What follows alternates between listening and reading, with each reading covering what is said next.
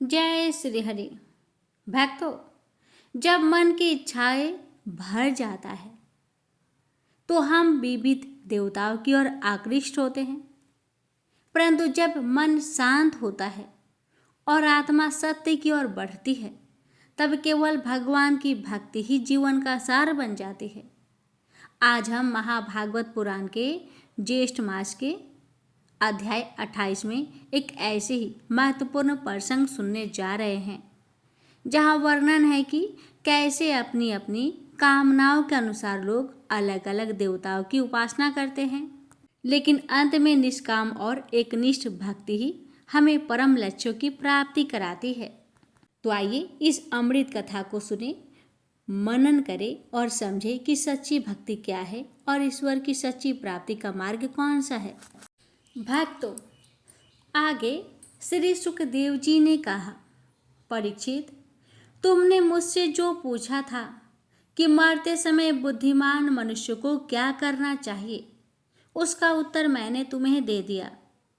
जो ब्रह्म तेज का इच्छुक हो वह बृहस्पति की, जिसे इंद्रियों की विशेष शक्ति की कामना हो वह इंद्र की, और जिसे संतान की लालसा हो वह प्रजापतियों की उपासना करे। जिसे लक्ष्मी चाहिए वह माया देवी की, जिसे तेज चाहिए वह अग्नि की, जिसे धन चाहिए वो वसुओं की, और जिस प्रभावशाली पुरुष को वीरता की चाह हो उसे रुद्र की उपासना करनी चाहिए। जिसे बहुत अन्न प्राप्त करने की इच्छा हो वह आदिति का, जिसे स्वर्ग की कामना हो वह आदिति के पुत्र देवताओं का, जिसे राज्य की अभिलाषा हो वह विश्वदेवों का, और जो प्रजा को अपने अनुकूल बनने की इच्छा रखता है उसे साध्य देवताओं का आराधना करना चाहिए। आयु की इच्छा से अश्विन कुमारों का, पुष्ट की इच्छा से पृथ्वी का, और प्रतिष्ठा की चाह हो तो लोक माता पृथ्वी और आकाश का सेवन करना चाहिए। सौंदर्य की चाह से गंधर्वों की, पत्नी की प्राप्ति के लिए उर्वशी अप्सरा की, और सबका स्वामी बनने के लिए ब्रह्मा की आराधना करनी चाहिए।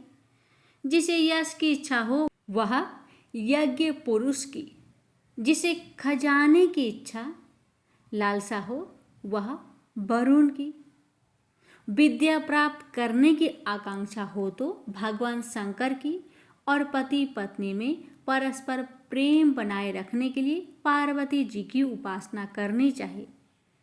धर्म में उपार्जन करने के लिए विष्णु भगवान की, वंश परंपरा की रक्षा के लिए पितरों की, बाधाओं से बचने के लिए यक्षों की, और बलवान होने के लिए मरुदगणों की आराधना करनी चाहिए। राज्य के लिए मनवंतरों के अधिपति देवता को, अभिचार के लिए नेत्री को, भोगों के लिए चंद्रमा को, और निष्कामता प्राप्त करने के लिए परम पुरुष नारायण को भजना चाहिए। और जो बुद्धिमान पुरुष है वह चाहे निष्काम हो, समस्त कामनाओं से युक्त हो अथवा मोक्ष चाहता हो, उसे तो तीव्र भक्ति योग द्वारा केवल पुरुषोत्तम भगवान की ही आराधना करनी चाहिए। जितने भी उपासक हैं उनका सबसे बड़ा हित इसी में है कि वे भगवान के प्रेमी भक्तों का संग करके भगवान में अविचल प्रेम प्राप्त कर ले।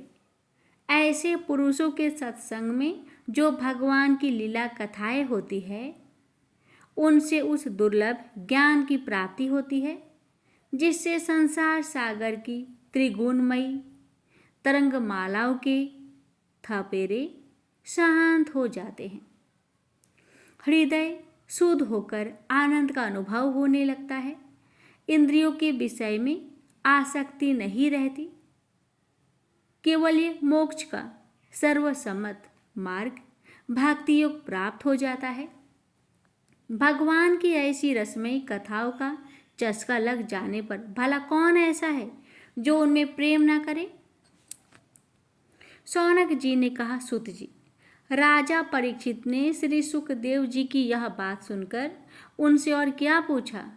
वे तो सर्वज्ञ होने के साथ साथ मधुर वर्णन करने में भी बड़े निपुण थे। सूत जी, आप तो सब कुछ जानते हैं, हम लोग उनकी वह बातचीत बड़े प्रेम से सुनना चाहते हैं। आप कृपा करके अवश्य सुनाइए, क्योंकि संतों की सभा में ऐसी ही बातें होती है जिनका पर्यवसान भगवान की रासमयी लीला कथाओं में ही होता है। पांडुनंदन महारथी राजा परीक्षित बड़े भगवान भक्त थे। बाल्यावस्था में खिलौने से खेलते समय भी वे श्री कृष्ण का ही रस लेते थे। भगवानमयी श्री सुखदेव जी भी जन्मों से ही भगवत परायण हैं। ऐसे संतों के सत्संग में भगवान के मंगलमय गुणों की दिव्य चर्चा अवश्य ही हुई होगी। जिसका समय भगवान श्री कृष्ण के गुणों के गान अथवा श्रवण में व्यतिपात हो रहा है, उसके अतिरिक्त सभी मनुष्य की आयु व्यर्थ जा रही है। ये भगवान सूर्य प्रतिदिन अपने उदय और अस्त से उनकी आयु छीनते जा रहे हैं। क्या वृक्ष नहीं जीते? क्या लुहार की धौकनी सांस नहीं लेती? गांव के अन्य पालतू पशु क्या मनुष्य पशु की तरह खाते पीते या मैथुन नहीं करते? जिसके कान में भगवान श्री कृष्ण की लीला कथा कभी नहीं पड़ी, वह नर पशु कुत्ते, ग्राम सुकर, ऊंट और गधे से भी गया बीता है। सूत जी, जो मनुष्य भगवान श्री कृष्ण की कथा कभी नहीं सुनता, उनके कान बिल के समान हैं। जो जीभ भगवान की लीलाओं का गायन नहीं करती, वह मेढक के जीभ के समान टर टर करने वाली है। उसका तो न रहना ही अच्छा है। जो सिर कभी भगवान श्री कृष्ण के चरणों में झुकता नहीं, वह रेशमी वस्त्र से सुसज्जित और मुकुट से युक्त होने पर भी वह बोझा मात्र ही है। जो हाथ भगवान की सेवा पूजा नहीं करते, वे सोने के कंगन से भूषित होने पर भी वह मुर्दे के हाथ है।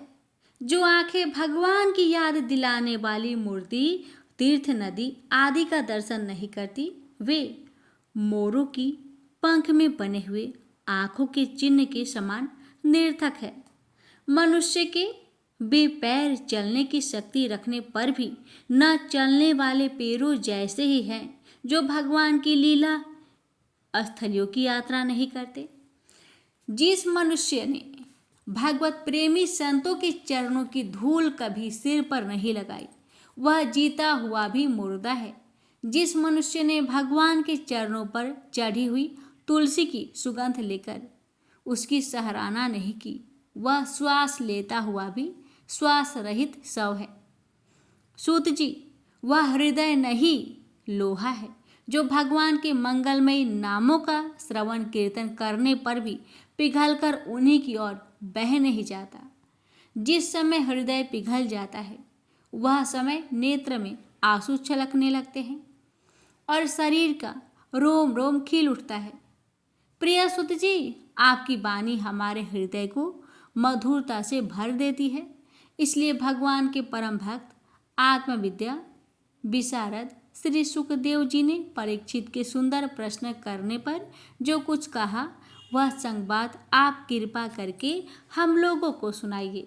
प्रेम से बोलिए हरे कृष्णा। प्यारे भक्तों, आज की यह अध्याय यहीं पर समाप्त होती है।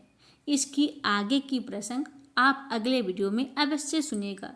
प्रेम से बोलिए हरे कृष्णा। आप सभी भक्तों पर भगवान श्री कृष्ण की कृपा सदा सर्वदा बनी रहे।